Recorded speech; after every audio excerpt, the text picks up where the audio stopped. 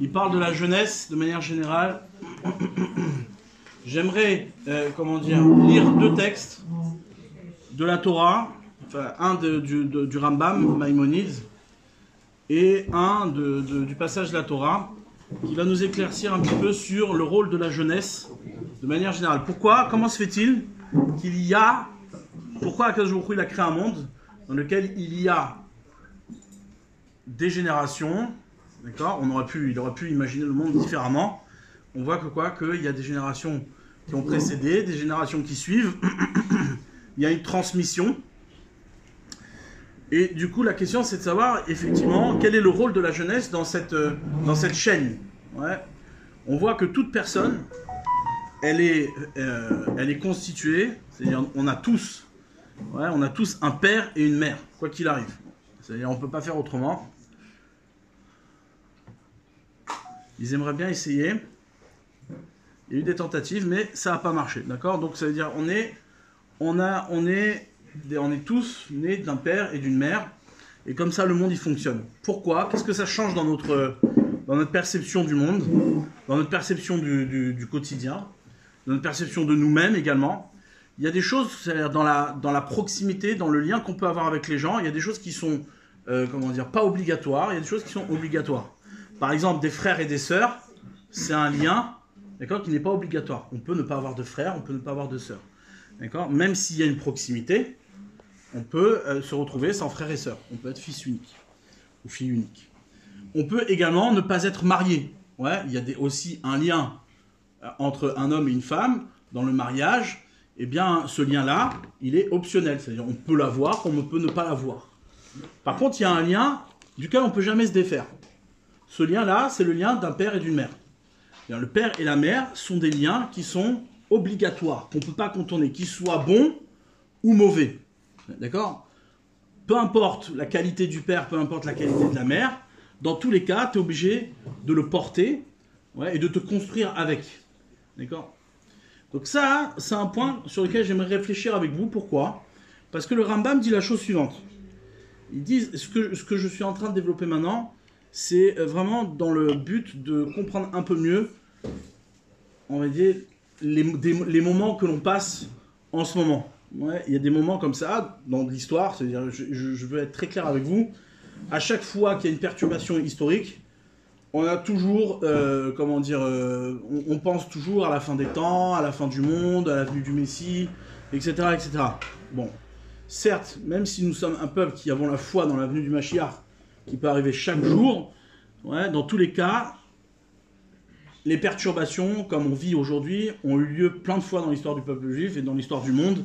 D'accord? Ça a eu lieu pendant chaque génération. Il y a ce genre de perturbations et elles annoncent rien. Elles annoncent rien. D'accord? C'est important de le dire. Et je vais vous dire pourquoi c'est important. Parce que quelque part, c'est le fait de penser qu'elles annoncent quelque chose, eh bien, quelque part, ça nous emprisonne. Ça nous empêche de réfléchir.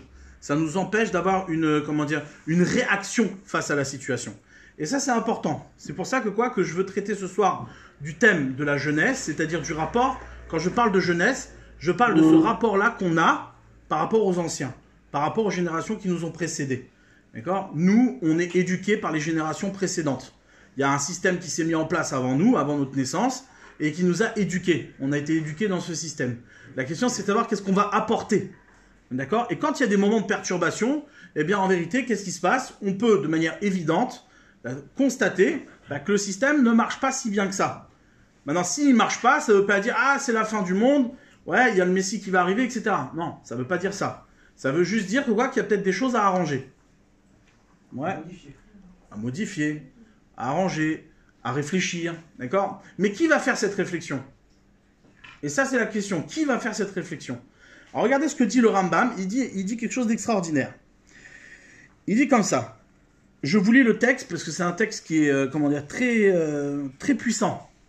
Même s'il est simple. Amrou Chachamim, nos sages nous ont dit En ben haolam hazeh limot hamashiach ela shiabud malchuyot bilvad. La seule différence qu'il y a entre ce monde-là que l'on connaît, le monde présent, et la venue, c'est-à-dire l'époque messianique, ela shiabud malchuyot bilvad. La seule différence, c'est quoi? C'est le joug des royaumes. Ouais, le pouvoir ne sera plus un joug. D'accord? Aujourd'hui, on subit les pouvoirs des uns et des autres. il y a une concurrence de pouvoir entre les États, entre les hommes, eh bien cette concurrence de pouvoir n'existera plus. Pourquoi? Parce que tout le monde sera d'accord que le pouvoir appartient à Dieu. Il semblerait, du sens simple des paroles des prophètes, qu'au début de la venue du Mashiach, il semblerait qu'il y aurait une guerre, d'accord, entre Gog et Magog, des peuples qui se feraient la guerre. Quel est le sens de cette guerre? C'est certainement, justement, la question du pouvoir. Mais chez Kodam, Milchemet Gog ou Magog, il y a un mode Navi, mais là c'est le point le plus intéressant pour moi maintenant. Mais chez Kodam, Milchemet Gog ou Magog, et avant cette guerre-là, ce conflit, il y a un mode Navi et Israël, se lèvera un prophète parmi Israël, Yacher Israël ou la Achin Libam, pour rendre droit le peuple d'Israël, ou la Achin Libam, et de préparer leur cœur. Donc vous entendez ici, c'est important. C'est-à-dire, le prophète se lève, un prophète viendra, un homme viendra, d'accord, qui va avoir comme rôle de nous arranger. Ouais, c'est un point important ça, parce que souvent ce qu'on pense, c'est qu'on n'a rien à arranger, que le problème est chez les autres. Chez Nehemar, et quel est le verset de référence? Iné anochi sholeach lachem et Eliyahu anavi. Voici que je vais vous envoyer, le prophète Eliyahu, que l'on connaît si bien. Il ne vient pas faire de révolution, il ne vient pas changer les concepts. Ouais, qu'est-ce qu'il vient faire? Et là, la shum shalom baolam, il vient juste mettre la paix dans le monde. Chez Nehemar, c'est quoi faire la paix dans le monde? Écoutez bien cette phrase. Comment on fait la paix dans le monde? C'est une énigme quand même très intéressante, on aimerait bien avoir la réponse. Veshiv lev avot al banim, velev banim al avotam. Il va réconcilier, il va ramener le cœur des pères sur les enfants, et le cœur des enfants sur les pères. D'accord? C'est-à-dire, là, ici, le Rambam nous dit quelque chose de fondamental. Il nous dit que quoi? Que la raison des perturbations, d'accord? Et des conflits, et le fait qu'il n'y ait pas de paix dans le monde, ça vient du fait, justement, de cette distance, de cette incapacité de réagir, d'accord, aux défauts des pères, ouais, et de réconcilier le cœur des pères avec le cœur des enfants. Et là, effectivement, moi je me suis posé la question en lisant ce texte-là, quand on fait référence à Eliyahu Hanavi, la Torah nous a appris que quoi? Que Eliyahu Hanavi, qui est Eliyahu Hanavi? Dans la Torah, où c'est qu'on le voit? On le voit avec Pinchas. Il y a un personnage, Pinchas, dans la Torah, qui a été celui qui a réagi, d'accord, à une perversion du peuple d'Israël, avec un homme qui a amené, d'accord, une femme qui ne lui était pas destinée, d'accord, et qui a amené rébellion, c'est-à-dire en disant, voilà, moi je veux cette femme, d'accord, et cette femme-là lui était pas autorisée, donc du coup, qu'est-ce qui se passe? Il a provoqué le peuple d'Israël, ça a amené une épidémie. Je vous passe le sujet rapidement parce que bon, c'est pas le thème de notre réflexion. Mais là-bas, qu'est-ce qui s'est passé? Pinchas a eu un acte bizarre, d'accord? Un acte qui peut nous paraître surprenant. Qu'est-ce qu'il a fait? Il a vu un homme aller avec une femme qui lui était pas permise. Il a provoqué ça. Il a provoqué 24 000 personnes décédées dans une épidémie. Qu'est-ce que fait Pinchas? Il prend son glaive et il les tue tous les deux. Et là, qu'est-ce que dit la Torah? Elle dit quoi sur cet acte-là? Elle dit, il a fait un acte de paix. Et cet homme-là, Pinchas, méritera l'alliance de paix que Hachem lui donne. Et ce même Pinchas-là sera lié à Hanavi qui amènera la paix plus tard. Je ne vais pas résoudre la problématique de comment on peut faire la paix en tuant des gens, d'accord? C'est pas mon sujet. Mais moi, ce qui m'intéresse ici, c'est de voir quelle est la symbolique des actes. La symbolique des actes. Entre le fils, les enfants, et les parents, il y a un rapport qui est nécessairement, qui doit passer nécessairement par quelque chose de propre, de quelque chose de digne. Quand on a la préoccupation d'engendrer des générations, on se doit d'être digne. On ne peut pas perturber les générations et se comporter comme quelqu'un de tordu pour pouvoir créer les prochaines générations. Un homme qui n'est pas fidèle, d'accord, à sa femme, un homme qui n'est pas fidèle à son foyer, eh bien, quelque part, il va perturber sa génération à venir. Et donc, du coup, il va lui créer une instabilité. Et cette instabilité-là, je parle ici d'une symbolique. Hein. Évidemment, on n'est pas prisonnier de ce qui nous est arrivé. Mais ce qui est important ici, c'est d'entendre que lorsqu'on ne respecte pas notre affiliation, eh bien, hein, quelque part, on met en danger les générations à venir. Pourquoi? Parce qu'elles héritent d'un monde qui est perturbé, qui n'est pas, comment dire, fidèle. Qui n'est pas fidèle. D'accord? Et moi, je voudrais maintenant partir de là, de ce constat-là. C'est-à-dire que le point de fidélité entre un père et une mère, c'est ce qui garantit une jeunesse, une jeunesse indépendante et autonome. Celle qui peut réfléchir par elle-même. Lorsque, et je vais vous donner un exemple dans la Torah, un exemple qui est, qui est évident, ouais, qui dit des choses tellement fortes dans la Torah, c'est impressionnant. On a, vous savez que quoi, qu'il y a 3 pères dans la structure de la Torah. À l'origine, ceux qui ont bâti le peuple d'Israël, qui n'étaient pas juifs, d'accord? J'ai fait un cours la semaine dernière à Marseille, et quand j'ai dit ça, ils m'ont dit quoi? Mais là, c'est une révolution. Mais bon, Abraham n'était pas juif. D'accord? Bah oui, Abraham n'était pas juif. Ouais. Et ni Yitzhak, et ni Yaakov. D'accord? Bah, c'était des Hébreux, mais ils n'étaient pas juifs. Les juifs sont ceux qui ont reçu la Torah. D'accord? Ceux qui ont reçu la Torah, c'est ceux qui sont sortis d'Égypte bien après Abraham. D'accord? Et qui, ont reçu la Torah au Sinaï. D'accord? Maintenant, ça, c'est un point important. C'est-à-dire, pourquoi c'est important? Parce que ça vient nous dire que quoi? Que la Torah, la parole de Dieu, qui a été donnée dans le monde et qui attend l'homme, ouais, dans ses responsabilités, eh bien, elle a été donnée à ceux qui ont amorcé un chemin.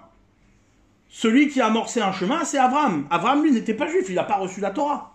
La Torah lui a pas été donnée.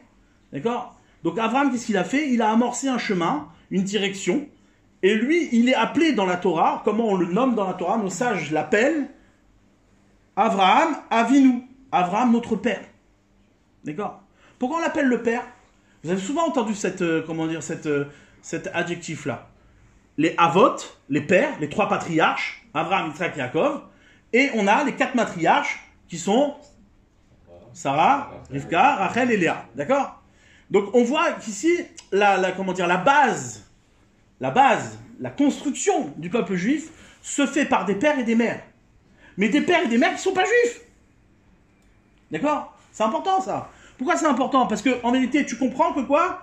Que ce que devient l'enfant, que ce que devient les générations à venir, ne sont que la continuité. Elles ont une identité propre et indépendante qui vont continuer le chemin des pères, mais qui ne vont pas faire l'identique des pères. D'accord? Et là, pourquoi j'utilise cette réflexion-là? Parce que on est en plein dedans. C'est-à-dire, je pense, pour moi, je vis là en ce moment, pour ce que je vois sur les infos, on est tous un peu, voilà, on est tous plongés là-dedans, malheureusement. D'accord? Les infos, les médias, les réseaux, etc. J'ai l'impression, j'ai une envie de vomir à chaque fois. C'est-à-dire, je comprends pas pourquoi il y a cette surréaction-là qui d'un côté comme de l'autre. C'est-à-dire, comme si on avait besoin de réagir pourquoi il y a une surréaction comme ça? Parce que quelque part, on s'enferme dans une mécanique. On s'enferme dans une mécanique. C'est-à-dire que quoi? Que rien n'a changé. On est exactement les mêmes qu'avant. C'est-à-dire que quoi? Que il y a il y a des moments difficiles. Et à ces moments difficiles, on réagit toujours de la même manière. D'accord? Et on annonce toujours l'avenue du Mashiach. Ouais, ça veut dire, je sais pas si vous connaissez le Yaakov. Il y a un monsieur qui s'appelle Yaakov Sapir. Ouais, Yaakov Sapir. Il a écrit un livre de ses voyages. C'est un monsieur qui avait été envoyé par la communauté de Jérusalem au 19e siècle, parce qu'il y avait des juifs qui étaient partis d'Europe et qui avaient entamé une installation, d'accord, en Israël, déjà à cette époque-là, au 19e siècle. Et malheureusement, les terres là-bas, elles étaient impraticables. C'était très compliqué. Donc il y avait besoin de moyens, etc., pour pouvoir s'y installer. Il y avait beaucoup de maladies, c'était très difficile de s'y installer. Donc qu'est-ce qui se passe? Lui, qu'est-ce qu'il a fait? Il a voyagé dans les communautés du monde pour pouvoir ramasser de l'argent et aider les communautés d'Israël. Maintenant, il a voyagé vraiment dans le monde entier. Il écrit là-bas, il a voyagé du Yémen, Chine, tout. Il a vraiment voyagé, à part de l'autre côté, c'est le côté des États-Unis, mais tout ce qui est l'Europe et l'Asie, il a traversé. Et là-bas, il écrit dans son livre un truc intéressant. Il dit que toutes les époques, pourquoi il y a eu des époques où il y avait des faux messies, ouais, et des époques où il n'y a pas de faux messie, parce que tout simplement, les époques où il y avait du faux messie, c'est parce que c'est des générations qui étaient perturbées. Elles souffraient, elles avaient une détresse, Donc du coup, bah, le premier qui arrivait qui promettait quelque chose, ouais, ils y croyaient, ils avaient envie d'y croire, ils n'avaient pas envie de rester dans la situation dans laquelle ils étaient. Donc du coup, ils aimaient à croire qu'il y a quelqu'un qui allait les libérer de quelque chose. Ouais. Et donc ils se laissaient emporter par des faux messies, par exemple l'épisode de Shabbatai Tzvi, ouais, qui est très connu, ou encore d'autres. Ouais, il y en a eu plusieurs, il y en a eu plein. Maintenant. Et nous, bah, nous c'est ce qu'on vit un petit peu maintenant. Ouais. Comment dire, quelque part, on se laisse un peu manipuler. Ouais, on a une réalité qui est gravissime, ouais, c'est-à-dire le terrain, il est évidemment ce qu'il est, mais de l'autre côté, on promet des choses. On promet des choses. D'accord ? Et là, je vous demande, à vous, ouais, c'est-à-dire, pourquoi j'ai intitulé le titre de ce cours-là, la jeunesse, peut-être que vous êtes la clé, ouais, si vous étiez la clé, parce que tout simplement, vous n'avez pas le droit d'être manipulé. Pour une double raison. Premièrement, parce qu'on n'a pas le droit de se laisser manipuler, et deuxièmement, parce que vous êtes jeune. Et la jeunesse, c'est elle qui est responsable de ce qui va se passer demain. C'est pas les vieux, c'est pas les hommes de pouvoir. Ceux qui sont en place aujourd'hui, ils nous ont fait que de la zut. C'est une évidence. Ouais, tu vois bien ce qui se passe. On n'a pas réussi à s'arranger, d'accord ? Donc le monde est perturbé. Mais qui a la possibilité de ne pas retomber dans les mêmes travers et de ne pas répéter la même histoire ? Ben, c'est vous. C'est vous, ceux qui vont arriver après. C'est-à-dire les fils, les enfants. Les pères et les mères, bah, eux, ils sont déjà dedans. Mais les fils, eux, ils sont pas dedans. Et c'est très intéressant parce que, si vous regardez, tant qu'on n'est pas devenu père, bah, on se place différemment. Lorsqu'on devient un père et une mère, on est déjà dans une projection de ce qu'on va donner à nos enfants. Mais tant qu'on n'est pas là-dedans, ouais, eh bien, qu'est-ce qu'on fait ? C'est quoi ton rôle ? Qu'est-ce que tu fais ? D'accord ? Et là, il y a quelque chose à travailler. Ouais, c'est ce qu'il dit ici, le Rambam. Il dit le shalom, la paix, vient de cette capacité qu'a la jeunesse à se remettre en question face au comportement des pères. Et du coup, cette remise en question de la jeunesse face au comportement des pères va ramener le père à la jeunesse. Parce qu'il va se dire, mais attends, au final, si les enfants réagissent comme ça, peut-être que mon éducation doit changer. Peut-être que ce que j'ai à proposer en tant que père doit changer. Si la jeunesse change d'orientation, les pères forcément changent d'orientation, sinon c'est plus des pères. D'accord ? Ils n'ont plus rien à donner, ils n'ont plus rien à se connecter. D'accord ? Quelle est la différence entre un père et un enfant ? C'est très simple. Les pères, ce sont eux qui ont construit l'espace dans lequel on évolue. Ce sont eux qui ont mis en place les choses. Les enfants, ce sont ceux qui vont, qui sont nouveaux, d'accord ? Et qui ne voient pas la nécessité, forcément, c'est-à-dire comme ils sont nouveaux, donc ils ne voient pas la nécessité du respect des institutions. D'un côté comme de l'autre, il y a un avantage et des inconvénients. Le père, il a l'expérience, les anciens ont l'expérience. Ils ont bâti des choses. Ouais. Mais d'un autre côté, bah, le fait d'avoir de l'expérience, ça t'empêche de penser du neuf. Ça t'empêche de penser nouveau. D'accord ? Donc du coup, bah, ça vieillit et, et ça se détériore. Par contre, de l'autre côté, le jeune, lui, qu'est-ce qu'il a ? Il n'a jamais rien fait. Donc du coup, il veut tout révolutionner. Mais à tout révolutionner, qu'est-ce qu'il fait ? Bah, il peut tout détruire. Ouais, il peut ne rien construire. Donc qu'est-ce qu'il doit faire ? C'est quoi sa responsabilité ? C'est d'utiliser ce que les pères ont mis en place, d'accord ? Pour pouvoir justement créer une direction qui sera meilleure. Ça ne veut pas dire qu'il faut tout détruire. Ça veut juste dire que on est là pour arranger les choses. Ouais, on est là pour arranger les choses. Shalom, le mot paix en hébreu, shalom, vient du mot shalem. C'est la même racine. Shalem, ça veut dire entier, complet. Ouais. Faire la paix, ça veut dire compléter. On va tout calmer, on va tout raser, on va tout mettre en place, les choses comme il faut. Non. Faire la paix, c'est compléter les choses. Ça veut dire être capable d'entendre que les choses qui sont là maintenant, qui sont perturbées, ont besoin d'être complétées pour trouver leur place. Ça, c'est le rôle de la jeunesse. C'est votre rôle à vous. Ouais. Votre capacité à être neuf, à voir un monde qui n'est pas encore enfermé, qui n'est pas encore emprisonné, c'est ce qui vous donne la capacité justement à compléter ce qu'on a reçu. Je vais vous donner un exemple dans la Torah. Ouais, il y a Esav. Vous connaissez Ésaü, Esav ? Esav était le frère de Yaakov, donc le troisième patriarche, qui est né de Yitzhak et de Rivka. Ils étaient des jumeaux. C'était des jumeaux. Maintenant, qu'est-ce qui se passe ? Il y a, au moment où Yitzhak va bénir son fils, Esav, parce que Yitzhak voulait bénir son fils Esav, il voulait lui donner la bénédiction. Qu'est-ce que fait Rivka ? Qu'est-ce que fait la mère ? La mère, elle vient voir son fils Yaakov, Et il dit, écoute Yaakov, ton père va bénir ton frère Esav. Tu vas te déguiser en Esav et tu vas lui prendre sa bénédiction. Ouais, tu vas tromper ton père. Et là, Yaakov, il dit, attends, si mon père s'en rend compte, je suis foutu. C'est-à-dire, au lieu d'avoir une bénédiction, je vais avoir une malédiction. Il dit, écoute ta mère. Écoute-la, ta mère. Et là, qu'est-ce que fait Yaakov? Yaakov écoute sa mère. Il écoute sa mère. Par le biais que Yaakov a écouté sa mère, il a reçu la bénédiction de son père. Maintenant, de l'autre côté, nos sages nous racontent, et la Torah elle-même raconte, que Esav est l'homme qui a le plus respecté son père, de toute l'histoire. Personne n'arrivait à la cheville du respect du père qu'a eu Esav envers Yitzhak. Pourquoi? Parce que Yitzhak incarnait une paternité, d'accord, un exemple, presque une divinité pour Esav. Nos sages nous disent qu'est-ce qui a amené Yaakov à prendre le dessus sur son frère? C'est que Yaakov ne s'est pas contenté de respecter son père, il a également respecté sa mère. Qu'est-ce que ça signifie? Esav, d'un côté, il respectait que son père. Le fait d'avoir que le respect du père, ça montre clairement qu'en vérité, ce qui t'intéresse chez le père, c'est de diviniser ce qui t'a précédé. C'est de laisser les choses, c'est faire en sorte que le système que tu as mis en place est une éternité, est un pouvoir mis en place qui te permet à toi de profiter de ce pouvoir. Ça, c'est la paternité sans mère. Du coup, lorsque ton respect n'est un respect que du père, tu élimines la mère. Tu élimines la mère. Par contre, Yaakov, qu'est-ce qu'il a fait? Il a dit non, moi je vais respecter ma mère. Ma mère me dit de faire ce qu'elle me dit de faire. Ouais, et ben, qu'est-ce qu'il a eu? Il a fini par avoir la bénédiction du père lui-même. Qu'est-ce que ça veut dire? Ça veut dire que lorsque le père et la mère sont connectés par l'enfant, lorsque le père et la mère sont deux agents de la construction des générations à venir, eh bien, qu'est-ce qui se passe? L'enfant, d'accord, qui est de l'ordre de la... Comment dire? Toutes ces horreurs-là, elles sont accompagnées comment dire, pour moi c'est significatif, elles sont accompagnées du déshonneur de la femme. Du déshonneur du féminin.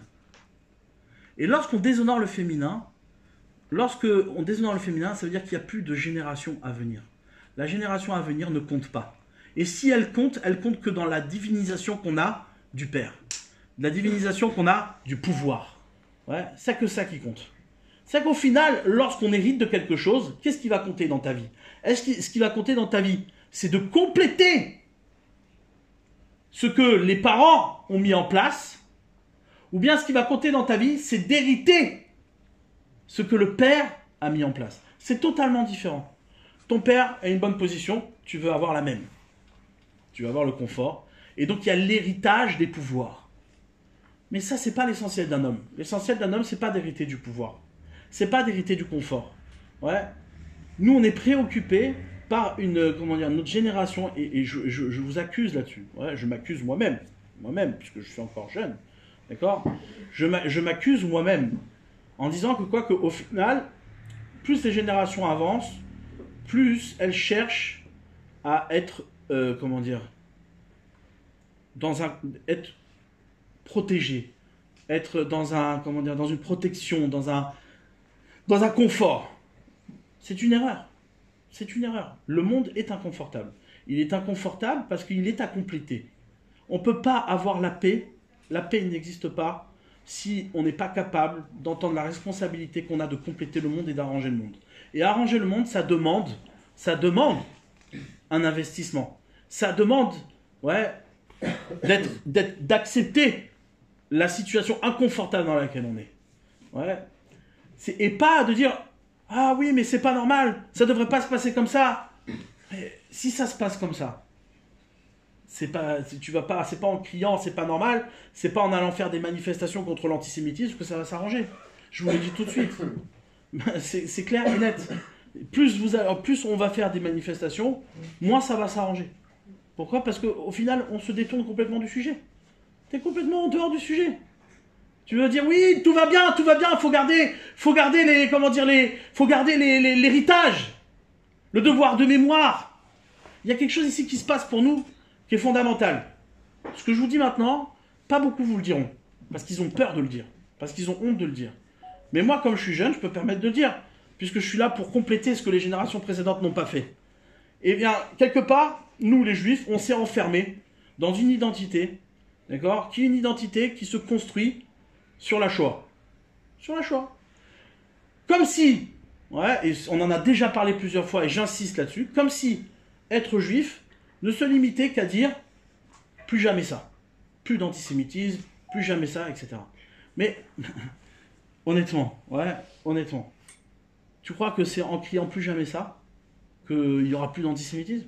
Si tu crois que... Tu vois bien, les choses ont évolué dans un sens qui est incontrôlable. Incontrôlable. Le fait que ce soit incontrôlable, ça vient de quoi? Ça vient du fait que nous ne sommes pas conscients que nous avons quelque chose à compléter. Nous avons quelque chose à rajouter. Le système que l'on a hérité n'est pas suffisant. Il faut rajouter quelque chose. Il faut être acteur de notre identité. Il faut être acteur sur ce qu'on a hérité des parents. Et ce qu'ils nous ont fait hériter est incomplet. D'accord? C'est un point sensible. Un point sensible. On ne peut pas continuer, ouais, à regarder l'histoire et à se plaindre de l'histoire sans trouver de nouveaux chemins, sans trouver de nouvelles propositions, sans se dire mais qu'est-ce que j'ai à apporter? Est-ce que je vais répéter bêtement, ouais, et comment dire, et éternellement le schéma dans lequel mes parents se sont enfermés du fait justement de la perturbation? Du fait de la perturbation. On a été perturbé. On a été touché. Et du coup, le fait d'être touché, ça demande une réparation. Tu peux pas simplement te dire, oui, alors nous sommes des victimes, et donc du coup, on doit respecter. On peut pas, comment c'est possible que quoi, qu'une chose pareille revienne encore aujourd'hui, alors qu'on avait dit que ça recommencerait pas. Mais de dire ça, ça veut dire tout simplement que tu hérites d'une situation sans apporter de renouveau, sans apporter de réflexion. L'audace de la jeunesse, c'est elle qui va nous sauver. Et être audacieux, c'est savoir de temps en temps, je ne dis pas qu'il faut tout perturber, je dis juste qu'il faut savoir de temps en temps remettre en place, ouais, les générations qui nous ont précédés. Savoir leur faire le reproche. Il y a un reproche à faire ici. Et le reproche, il est simple. Regarde ce que tu m'as donné. Regarde le monde que tu m'as donné. Tu m'as dit oui, il y aura plus jamais ça, on a mis en place des choses, on a fait... Mais c'est encore pire. C'est encore pire. Ouais. C'est encore pire ce qui se passe. Pourquoi je veux dire pourquoi c'est encore pire ce qui se passe?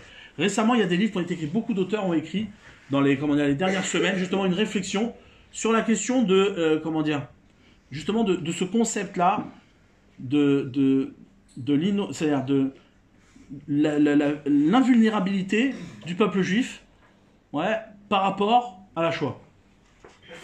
Beaucoup d'auteurs se mettent à réfléchir là-dessus en disant mais ça y est, le fait qu'on compare Netanyahou à un nazi, ouais, faut être débile pour dire une chose pareille. C'est-à-dire, je sais pas si vous avez vu, mais il y a un comique qui se pensait drôle et qui, sous le prétexte de la drôlerie, et ben qu'est-ce qu'il fait? Il dit Netanyahou était déguisé, vous avez un déguisement de Netanyahou, ouais, d'un nazi sans prépuce. Comment on peut dire une chose, comment on peut être aussi débile en fait? À un moment donné, je comprends pas. C'est-à-dire, même si tu veux être drôle, ouais, comment tu peux être aussi odieux? Comment tu peux être aussi odieux? C'est pas possible. Ouais. Il y a ici quelque chose qui est complètement en dehors de la raison. Et le fait, il dit, les auteurs, il y en a plusieurs qui ont écrit, il y a trois, en tout cas moi j'en ai vu trois personnes qui ont écrit sur le sujet en disant, mais le fait de comparer Israël à des nazis, le fait de comparer Israël à des acteurs de génocide, eh ben c'est ce qui leur enlève toute leur légitimité de victime de la Shoah. Et donc du coup, l'identité du peuple juif se redéfinit. C'est une occasion. Il ne faut pas prendre ça comme dommage, on n'a plus la carte de la Shoah, on n'a plus la carte de la victime. Non, prends ça comme une occasion, prends ça comme une opportunité. Viens, on prend ça comme une opportunité. Oui, effectivement, c'est fini ce temps-là où on nous définissait comme une victime. Où la légitimité du peuple juif, c'était de dire plus jamais ça parce qu'on a souffert. Non, le juif a quelque chose de, comment dire, d'objectif et de positif à proposer. Et ça ne peut se faire qu'à travers vous, qu'à travers la jeunesse, qui va entamer une réflexion, et je dirais pas une révolution parce que c'est pas juste, mais qui va chercher à compléter, à créer le changement. Le but du monde et le but de l'histoire, c'est d'apprendre et de grandir. Parce que c'est comme ça que le monde il a été construit. Génération après génération. Une génération transmet à une génération à venir. Et elle apprend quelque chose, elle transmet un message et il grandit. Et il grandit jusqu'à la fin de l'histoire. Le but, c'est de grandir. Maintenant, si, au lieu de grandir, tu restes dans les mêmes schémas qui t'ont précédé, c'est fini. Je crois que ça va s'arranger, ça va être pire. La seule chose qui va s'arranger, c'est quoi? C'est lorsqu'il y aura à un moment donné une catastrophe tellement grande que quoi qu'on dira tellement déçu de nous-mêmes qu'on ne pourra plus se regarder dans une glace, donc du coup on va se calmer. Tu sais ce qui s'est passé à la Shoah? Nous on croit qu'à la Shoah les gens sont devenus plus intelligents, pas du tout, pas de l'horreur. Les gens ont dit bon, c'était un peu trop, viens on se calme un peu, viens on se calme un petit peu. Et tu vois qu'en vérité, 60 ans, 80 ans après, rien n'a changé. Et ça, nous on a cru que quoi? Que c'était original la Shoah? Il n'y avait rien d'original. Vous savez que quelques années avant, il y avait eu l'expulsion des Juifs d'Espagne. Et l'expulsion des Juifs d'Espagne, elle était tout aussi horrible. Tout aussi horrible. Les pogroms. C'était pareil. 300 000 Juifs assassinés dans une époque où le monde était beaucoup plus petit. Donc, au final, qu'est-ce qui change? Il n'y a rien qui a changé. Tu en veux d'autres des histoires? Il y en a plein. Plein des histoires comme ça. La seule manière d'arriver à résoudre ce problème-là, je ne dis pas qu'on y arrivera, mais je dis juste que la seule manière qu'on a de résoudre ce problème-là, c'est de se dire, mais pourquoi rester enfermé dans ce que les parents m'ont donné et de ne donner que du respect au père plutôt que d'entendre mon père à travers la mère. La mère, c'est l'installation. La mère, c'est la maison. C'est l'organisation. Voir le père dans l'organisation que donne la mère au père, c'est ce qui promet à l'enfant de compléter l'histoire, de donner une possibilité de beauté à l'histoire.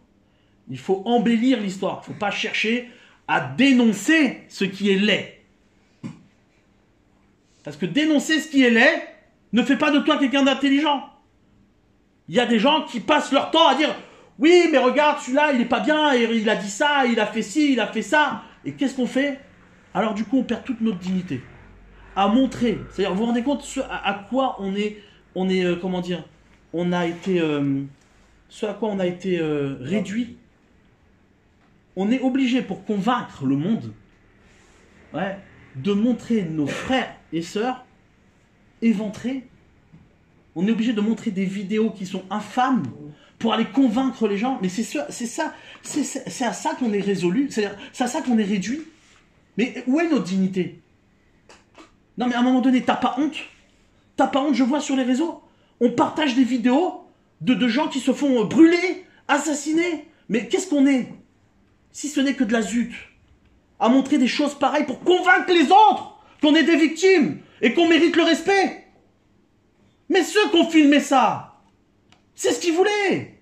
C'est ça qu'ils voulaient. Ils savaient très bien qu'en filmant ça, on allait le montrer au monde entier. Du coup, qu'est-ce qu'on devient?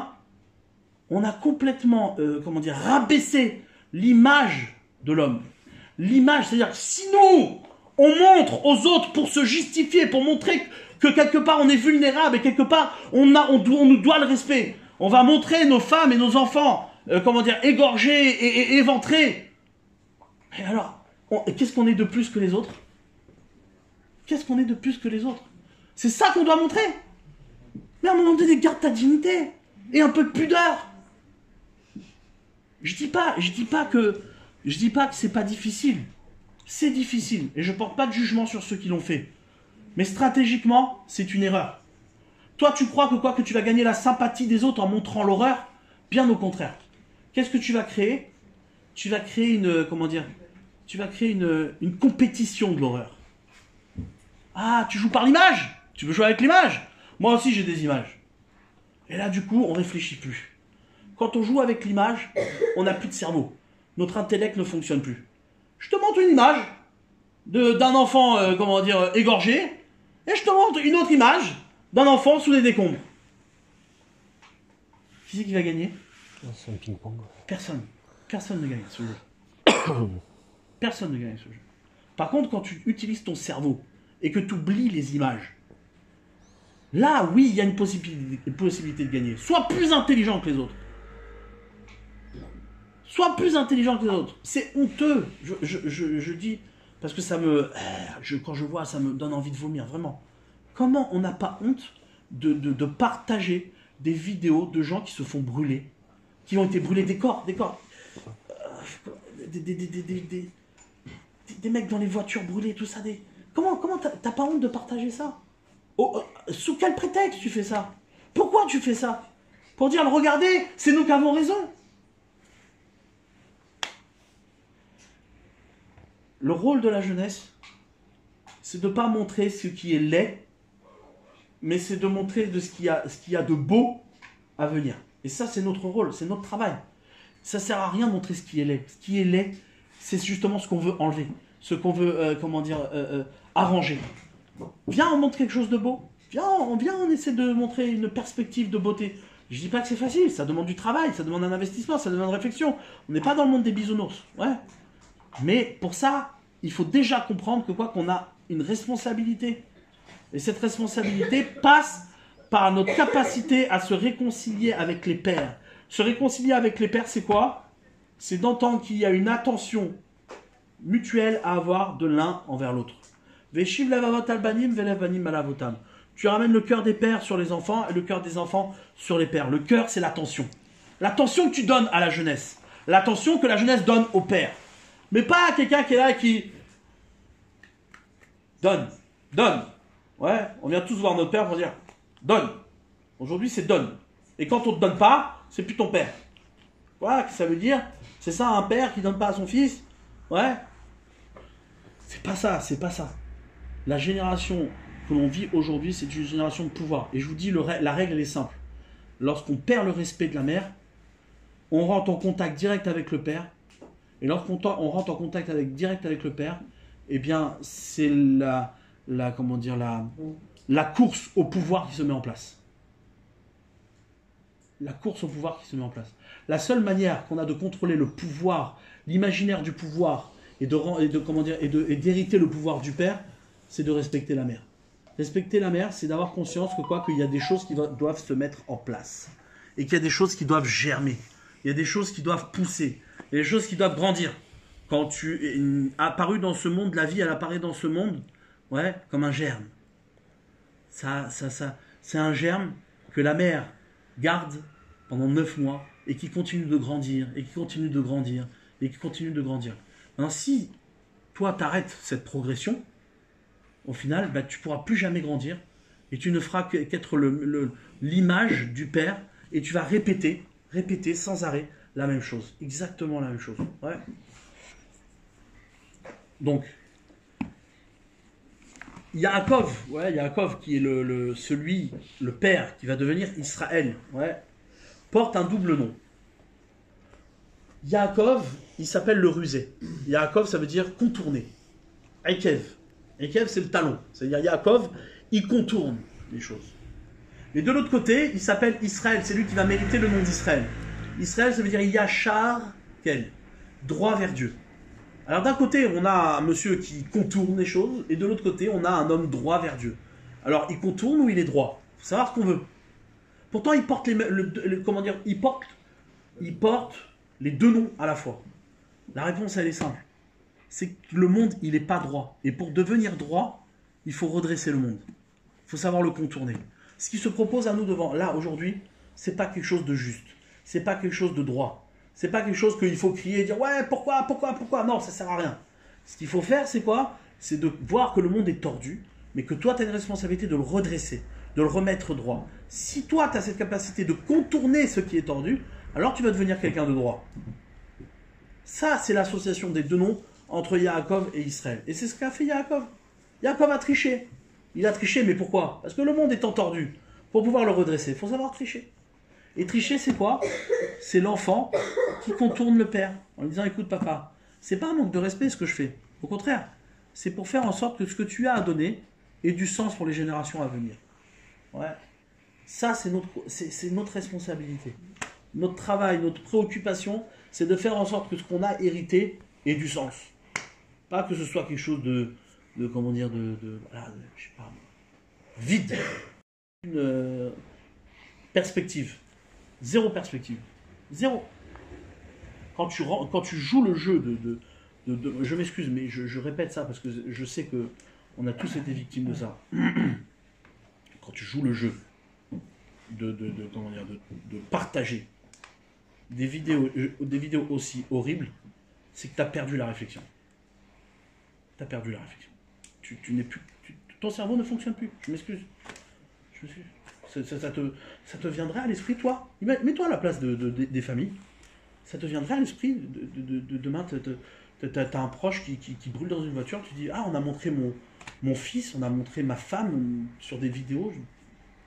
Enfin, je sais pas, où est la pudeur, où est la dignité? Non, c'est pour la bonne cause. Mais t'es fou.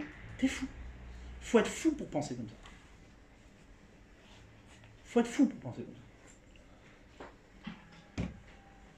Voilà ce que je voulais partager avec vous, c'est une réflexion, d'accord? On n'est pas obligé de penser comme moi, c'est juste que je vous provoque sur un terrain qui me semble être juste, et qui dans tous les cas, même si j'ai tort, amènera en tout cas une perspective de réflexion qui est tout à fait importante pour ce que vous êtes et pour les responsabilités que vous avez envers vos pairs. Voilà.